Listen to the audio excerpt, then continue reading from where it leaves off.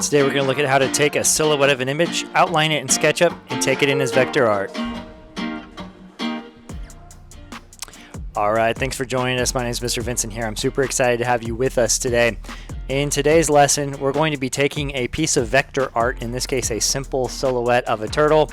I'm going to be showing you how to outline it using SketchUp's tools. And at the very end, I'm going to show you how to actually take that vector art from the educational version of SketchUp and export it in a format that we can get into Adobe Illustrator so that we can cut it on our laser cutter behind me. Welcome. I hope you're all having a great day. First thing I do want to point out here is the piece of art that we find is very important. For your very first outline in SketchUp, I really want you to find something that's simple and something that's pretty straightforward. I don't want you to go crazy with details and intricate designs. Instead, we're just going to find something that we can outline, we can cut out, and we can then proceed to laser cut. We've got a few options here at the top, depending on the way you look at it. This one, this one, this one. All of them could be great. I'm just going to start with this guy. It's got a lot of nice angles on it, so we're going to get to use some of those arc tools in SketchUp. When I click on the image, it's going to come here to download from this particular website. What I like to do in order to add the image into SketchUp and make sure that the file type is going to be supported is snip the image using the snipping tool in Windows. And the way it works, obviously, is it's installed on your computer. You can just search for snip, and then you're going to click New, and you can select the part of the image that we want to put into SketchUp to trace. This is not a lesson in tracing. Obviously, there's some great tools in Illustrator that could do this instantly. Instead, you're outlining this so that you know how to use the sketching tools in SketchUp. It's a practice, practice, practice. Start with something pretty simplistic like this. Work your way up to the fire-breathing dragon. Here we go. I'm going to save this file. I'm just going to put it on my desktop so I know where it is. And after the file is saved, when I go into SketchUp and I have a blank document here, I'm actually going to put the image into SketchUp. It's going to make it so we can see it, so we can trace over it, and when we're done we can delete it. So in order to do that, up in the upper left corner of the screen is 3 lines. You're going to click that, and you're going to go all the way down to Insert. Okay? And what will happen here is we're going to go to Insert from your computer.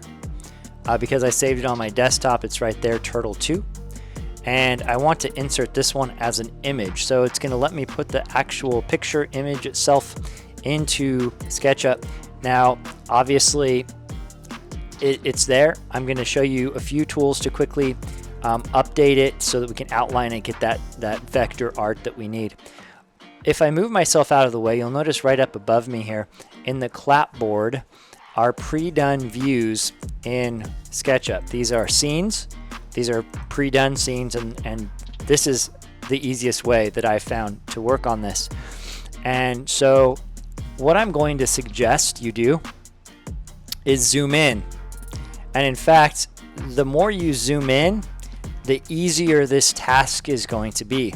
We're going to be using a combination of arcs, the pencil tool for straight lines, the freehand tool for some intricate work, and we're going to do our best to outline this turtle. I'm going to show you the difference between the different kinds of arcs right here, just so that we're all on the same page with this.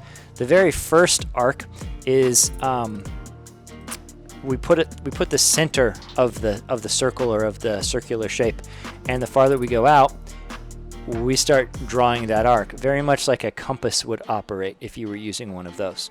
Okay, that doesn't work very often in something like this, only because we don't necessarily know where the center of it is going to be. If we do know where the center of the circle is going to be, it is possible.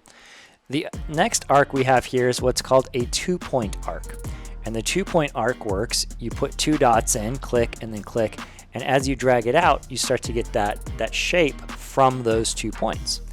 And so you can see right now it's a little bit off. I didn't put them in the right spot. It's not what I wanted to do anyways.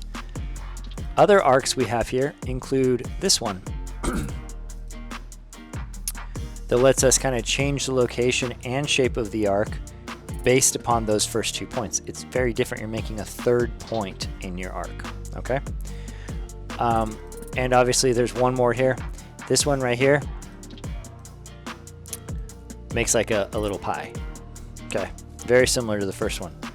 So we've got a straight line here on this part of the turtle, and I recommend if you have a straight line and you're sculpting it here, that you use the pencil tool for that straight line. I just use that little segment. I've still got this dangling piece. In order to clear that, I can just press the escape button on my keyboard and it'll go away. Now we've got a slightly curved portion here, and for my class, you guys don't have to be doing this perfectly.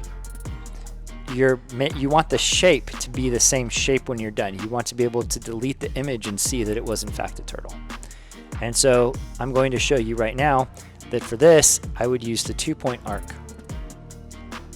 And once you have those 2 points in, you can move it until you're just right where you want it there. A reminder here too, that it's really easy to forget to connect your lines. You always want the next part to start with the green dot. The green dot means you're connecting an end point to an end point, okay?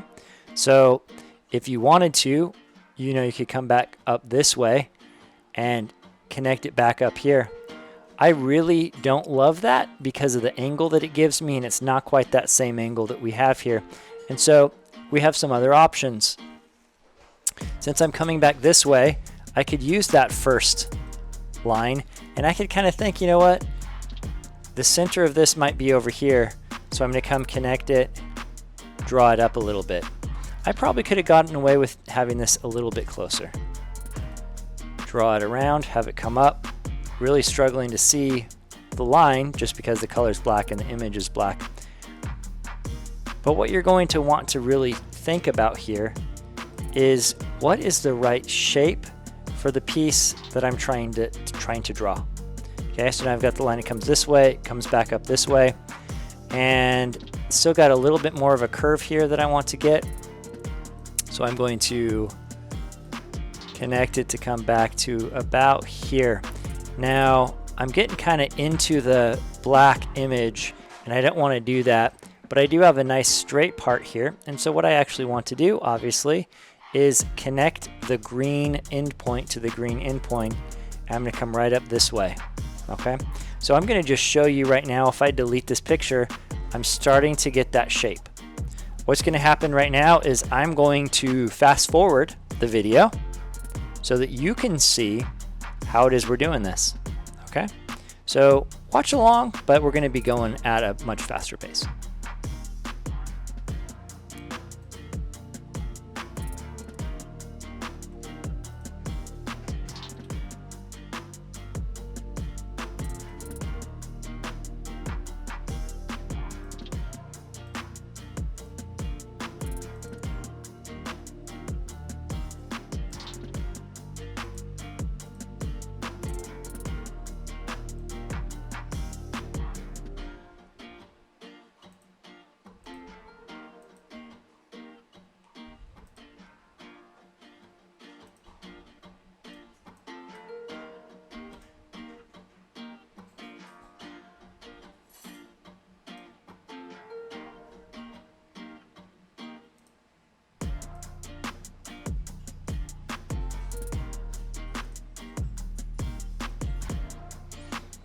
Alright, so once you've kind of gone all the way around here, what you're really trying to do is create something that looks like the actual animal when you're done.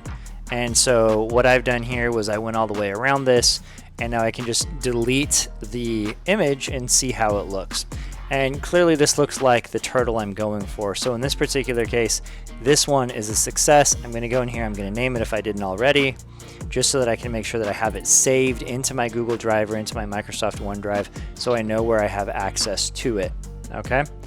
Thanks for watching. The next step is going to be to take this image, make sure it's the right size in order for us to laser cut, and then we're going to turn it into a vector image to actually go into the laser. Thanks for watching.